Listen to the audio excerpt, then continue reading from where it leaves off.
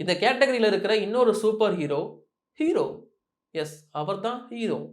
வேற யாரும் கிடையாது. சிவகார்த்திகேயன் நடிச்சு வெளிவந்த ஹீரோ அப்படிங்கிற படம் தான். அந்த படத்துல அவர் ஹீரோவா இருந்தாலும், அங்க ஹீரோவா ஆக்சுவலி அர்ஜுன காட்டுனதுனால படம் ஃபெயிலியர்.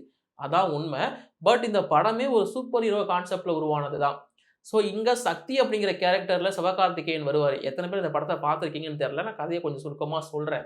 சக்திங்கிற கேரக்டர்ல வருவாரு. இவருக்கு சின்ன வயசுல இருந்தே சக்திமான் மாதிரி ஆகணும் அப்படிங்கிறது தான் ஆசையா இருக்கும்.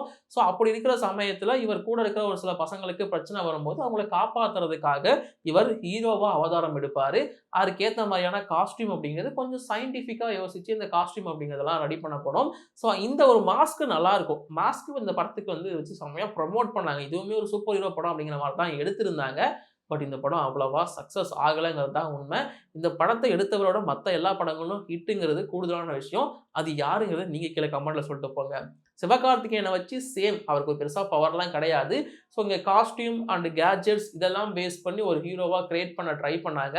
பட் இந்த சூப்பர் ஹீரோவ காப்பாத்தவே இன்னொரு ஹீரோ ஆக்ஷன் கிங் அப்படிங்கிற ஒருத்தர் வர வேண்டிய காரணமா இருந்ததுனால, ஸோ இந்த படம் ஃப்ளாப் ஆச்சு. இன்ஃபாக்ட் நான் சொன்ன லிஸ்ட்ல இருந்து எல்லா படமும் பெருசா வசூல் பண்ணாத ஃப்ளாப் படங்களா தான் இருக்குங்கிறது கூடுதலான விஷயம்.